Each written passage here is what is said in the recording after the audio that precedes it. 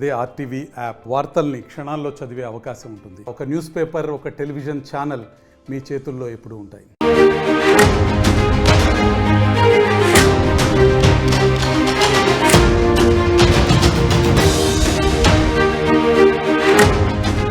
Breaking news చూస్తున్నారు. BRS ఆవిర్భావ రజతోత్సవాలకు date fix అయింది. ఏప్రిల్ 27న బీఆర్ఎస్ బహిరంగ సభ ఏర్పాటు చేయబోతోంది. సభకు సంబంధించి ఎర్రవెల్లి ఫామ్ హౌస్ లో నేతలతో కేసీఆర్ భేటీ అయ్యారు. పార్టీ ఎమ్మెల్యేలు, ముఖ్య నేతలతో కేసీఆర్ చర్చలు జరుపుతున్నారు.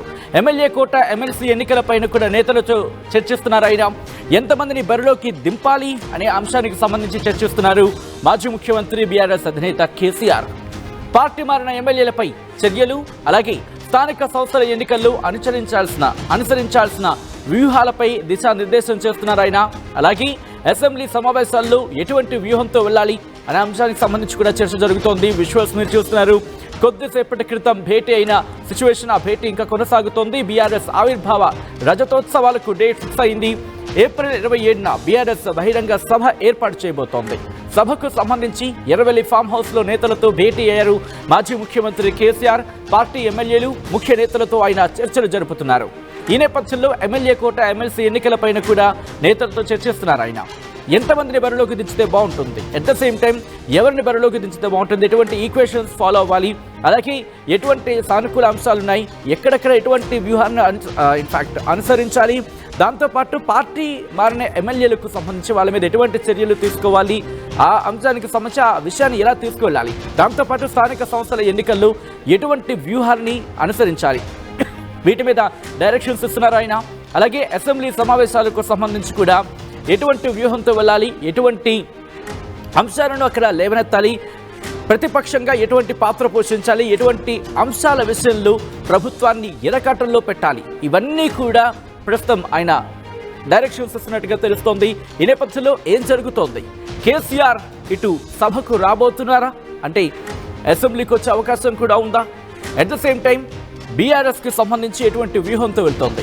కేసీఆర్ ఎంట్రీ డేట్ ఫిక్స్ అయినట్టేనా? తెలుసుకునే ప్రయత్నం చేద్దాం. మా ప్రతినిధి మధు అప్డేట్స్ అందించేందుకు సిద్ధంగా ఉన్నారు.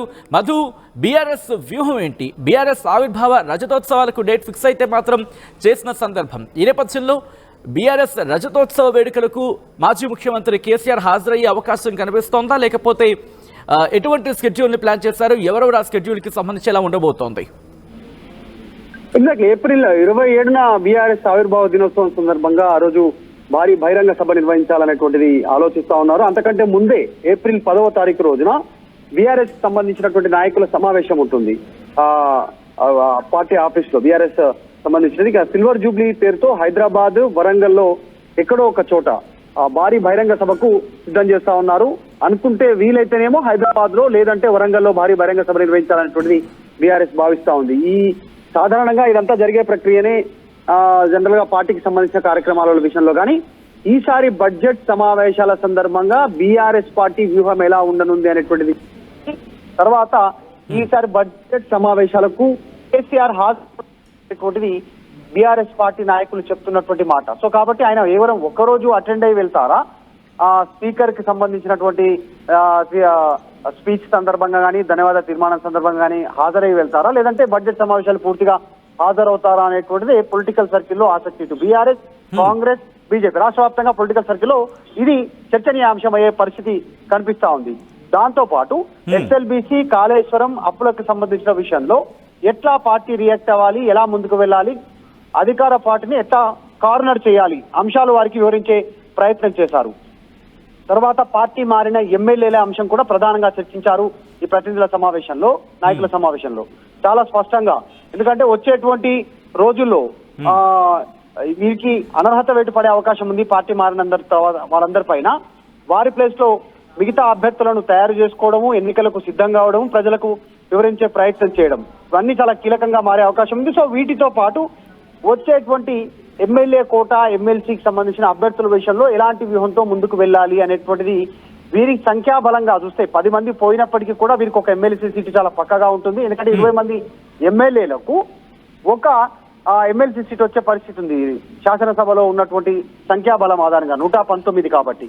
సో ఇంకొక అభ్యర్థిని నిలబెడితే ఎలా ఉంటుంది, మిగతా వారికి విప్ జారీ చేస్తే ఎలా ఉంటుంది అనేటువంటిది, ఒకవేళ పార్టీ ధిక్కరించి ఎవరైనా కాంగ్రెస్ కు ఓటేస్తే కాంగ్రెస్ అభ్యర్థికి పార్టీ మారిన ఎమ్మెల్యేలు కావచ్చు, ఉన్నవాళ్ళు కావచ్చు, వారికి పైన అనర్హత వేటు పడే అవకాశం ఉంది. విప్పు చాలా సీరియస్ గా ఉంటుంది కాబట్టి విప్పు చాలా కఠినంగా ఉంటుంది. జనరల్ గా విప్పు జారీ చేస్తే విప్పును ఎవరు ధిక్కరించినా దానికి బాధ్యులయ్యే పరిస్థితి ఉంటుంది. సో ఈ అంశాలపైన చర్చించారు.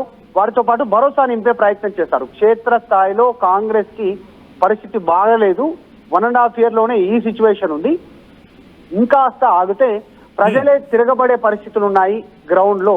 అదంతా సమాచారం ఎప్పటికప్పుడు అందుతా ఉంది. మీరేం పెద్దగా చేయాల్సిన అవసరం లేదు, కాంగ్రెస్ ఇచ్చిన హామీల అమలు కోసం మాత్రం పోరాటం చేయండి, ప్రజాక్షేత్రంలో ఉండండి అనేటువంటిది కేసీఆర్ వీరందరికీ వివరించే ప్రయత్నం చేశారు. సో ఈ రోజు ఎర్రవల్లి ఫామ్ హౌస్ లో కీలక సమావేశం ఏర్పాటైనటువంటి ప్రభుత్వం కూడా గమనిస్తా ఉంది. కేసీఆర్ ఏం సమాచారం వారికి చేరవేస్తా ఉన్నారు, ఏం చెప్తా ఉన్నారు అనేటువంటిది క్లీన్ గా అబ్జర్వ్ చేసే ప్రయత్నం చేస్తున్నట్టుగా తెలుస్తోంది. సో బడ్జెట్ సమావేశాలకు కేసీఆర్ రానున్నారు అనేటువంటి విషయమే ఇప్పుడు అన్నిటికంటే హాట్ టాపిక్ గా మారింది. సచిన్ రైట్, అంటే బడ్జెట్ సమావేశాలకు హాజరవుతానని ఇటు బీఆర్ఎస్ నుంచి కన్ఫర్మేషన్ వస్తుందా, లేకపోతే బహిరంగ సభకు ఆయన నేరుగా హాజరయ్యే అవకాశం ఉందా? ఎటువంటి చర్చ ఇటు బీఆర్ఎస్ లో జరుగుతుంది? ఎగ్జాక్ట్లీ, అంటే గతంలో అయితే కేసీఆర్ ఇప్పట్లో ప్రజాక్షేత్రంలోకి రాకపోవచ్చు, కేవలం అంటే అసెంబ్లీకి రాకపోవచ్చు, కేవలం ప్రజాక్షేత్రంలోనే ఉంటారు. సభల రూపంలో, ర్యాలీల రూపంలో కావచ్చు, నాయకులను కలిసేటువంటి రూపంలో కావచ్చు ఉంటారని చెప్పారు. కానీ ఈసారి బడ్జెట్ సమావేశాల సందర్భంగా ఆల్రెడీ 7 లక్షల కోట్ల అప్పులు చేసింది గత ప్రభుత్వం అనేటువంటిది విమర్శలు కాంగ్రెస్ ఏదైతే చేసిందో, వీళ్ళు 1 year కే, 1 సంవత్సరానికే కాంగ్రెస్ ప్రభుత్వం 1,65,000 కోట్ల అప్పు చేశారు అనేటువంటిది విమర్శలు వస్తా ఉన్నాయి. సో దీన్ని కౌంటర్ చేసే అవకాశం ఉండొచ్చు బడ్జెట్ సమావేశాల సందర్భంగా. మరి కేవలం 1 year లోనే ఏం అభివృద్ధి చేయకుండా, ఏ స్కీమ్స్ ఇంప్లిమెంట్ చేయకుండా, ఇచ్చిన 6 గ్యారెంటీలు కూడా అమలు చేయకుండానే 1,60,000 కోట్ల అప్పు చేసే తెలంగాణలో మరి గత ప్రభుత్వం చేసినటువంటి అప్పును వీళ్ళు విమర్శించేటువంటి పరిస్థితులు ఎలా ఉన్నాయనేటువంటి కౌంటర్ కి కేసీఆర్ వచ్చే అవకాశం ఉంది. కాకపోతే ఆయన సెషన్ మొత్తం హాజరవుతారా, ఒకే రోజు హాజరవుతారా ఫార్మాలిటీ కోసం అనేటువంటిది చూడాలి. మరి ఎందుకంటే 2025 ఇది ఇయర్ సంవత్సరానికి కనీసం సెషన్ లో ఏదో ఒకసారి హాజరు కావాల్సినటువంటి అవసరం ఉంటుంది శాసనసభలో గెలిచినటువంటి సభకు హాజరయ్యేటువంటి ఎమ్మెల్యేలు. దాంట్లో భాగంగా మరి గవర్నర్ స్పీచ్ సందర్భంగా ఏమైనా హాజరవుతారా, గవర్నర్ కు ధన్యవాదాలు తెలిపేటువంటి సందర్భంగా ఏమైనా ఒకరోజు హాజరై వెళ్లే అవకాశం ఉందా తెలియదు. కానీ పార్టీ వర్గాలు చెప్తున్నాయి ఈసారి బడ్జెట్ సమావేశాలకు కేసీఆర్ హాజరు కానున్నట్టుగా తెలుస్తా ఉంది. రైట్, అంటే ఇటు బహిరంగ సభకు సంబంధించి ఎటువంటి ప్లాన్స్ చేస్తోంది? ఎందుకంటే పార్టీ కార్యక్రమాలకు సంబంధించి మాట్లాడుకున్నాం, అలాగే అసెంబ్లీ సమావేశాలకు సంబంధించి కూడా మాట్లాడుకున్నాం. బహిరంగ సభ ద్వారా ఏం చెప్పాలనుకుంటోంది, ఎటువంటి వ్యూహంతో వెళుతోంది, అట్ ద సేమ్ టైం ఇటు నాయకులకు కావచ్చు లేకపోతే కార్యకర్తలకు కావచ్చు ఎటువంటి డైరెక్షన్స్ ఇచ్చారు ఈ మీటింగ్ లో కేసీఆర్? ఎగ్జాక్ట్, అంటే పెద్దగా భయపడాల్సిన పని లేదు. గెలుపు ఓటములు ఉంటాయి, వాటిని పెద్దగా పట్టించుకోకండి. 10 ఏళ్లు మనం ఉన్నాం, రాష్ట్రం తెచ్చినటువంటి కీర్తి కంటే ఇంకా అంతకంటే పెద్ద గొప్ప కీర్తి ఏం లేదు. దాన్ని మీరు అవమానంగా భావించొద్దు. ప్రజలు మార్పు కోరుకున్నారు, కాంగ్రెస్ అయితే బాగుంటుందేమో అనేటువంటిది వాళ్ళ హామీలను చూసి మోసపోయి ఓటేశారు. వాళ్ళ హామీలకు ఇప్పుడు వాళ్ళు చేయలేని పరిస్థితి ఉంది. కాంగ్రెస్ ప్రజలను మోసం చేసింది అనేటువంటిది భావిస్తా ఉన్నారు క్షేత్రస్థాయిలో. ఎప్పటికప్పుడు నేను తెలుసుకుంటున్నాను, మాట్లాడుతున్నాను ఏం జరుగుతుందో క్షేత్రస్థాయిలో. మీరు ప్రజాక్షేత్రంలో ఉండండి, ప్రజా సమస్యలపైన పోరాటం చేయండి, హామీల అమలు కోసం డిమాండ్ చేయండి. ఇంకా పెద్దగా ఏం చేయాల్సినటువంటి అవసరం లేదు. వాళ్ళు చేసిన తప్పిదాలే కాంగ్రెస్ ని అధపాతాళానికి తీసుకెళ్లే సిచ్యువేషన్ ఉంటుందనేటువంటిది దిశానిర్దేశం చేస్తూనే నెక్స్ట్ ఫ్యూచర్ లో ఏ అంశాలపైన ముందుకు వెళ్ళాలి అనేటువంటిది చెప్తూనే రాజకీయంగా ఎలా పోరాటం ఉండాలి, క్షేత్రస్థాయిలో ఎలా ఉండాలనేటువంటిది వ్యూహాత్మకంగా ముందుకు వెళ్తా ఉన్నారు. మొత్తానికి ఏప్రిల్ లో జరగబోయేటువంటి భారీ బహిరంగ సభ ద్వారా ఒక మెసేజ్ ఇవ్వాలి కేసీఆర్ రీఎంట్రీతో అనేటువంటి పార్టీ ప్లాన్ చేస్తుంది. అందులో భాగంగా ఈ సమావేశం జరిగింది.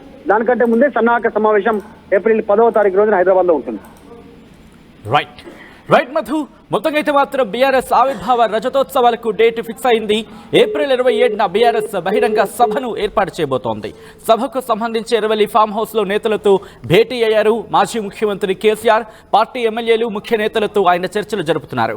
ఎమ్మెల్యే కోట, ఎమ్మెల్సీ ఎన్నికలపైన నేతలతో చర్చిస్తున్నారు. ఆయన ఎంతమందిని బరిలోకి దింపాలి అనే దానిపై జోరుగా చర్చ జరుగుతోంది. పార్టీ మారిన ఎమ్మెల్యేలపై చర్యలు, ఎట్ ద సేమ్ టైం అంటే ఎటువంటి చర్యలకు సంబంధించి ఆ అంశాలకు సంబంధించి కూడా డిస్కషన్ జరుగుతున్నట్టు తెలుస్తోంది. ఎట్ ద సేమ్ టైం స్థానిక సంస్థల ఎన్నికల్లో ఎటువంటి వ్యూహాన్ని అనుసరించాలి అనే అంశానికి సంబంధించి కూడా డైరెక్షన్స్ ఇస్తున్నారు ఆయన. దాంతోపాటు అసెంబ్లీ సమావేశాల్లో ఎటువంటి అంశాలను ప్రస్తావించాలి, మరి ముఖ్యంగా ప్రభుత్వానికి సంబంధించి ఇన్ఫ్యాక్ట్ ప్రభుత్వం తీసుకొచ్చే అంశాలను కావచ్చు, దాంట్లో ఉండే సమస్యలను కావచ్చు, ఎటువంటి అంశాలను అక్కడ ట్రిగ్గర్ చేయాలి, ఎటువంటి అంశాలని అసెంబ్లీ దృష్టికి తీసుకువెళ్ళాలి, అలాగే ఎటువంటి చర్చ జరగాలి, ఎటువంటి అంశాలను అక్కడ చర్చించాలి అనే అంశానికి సంబంధించి నేతలతో ఆయన మాట్లాడుతున్న ఆ విజువల్స్ మనం చూస్తున్నాం.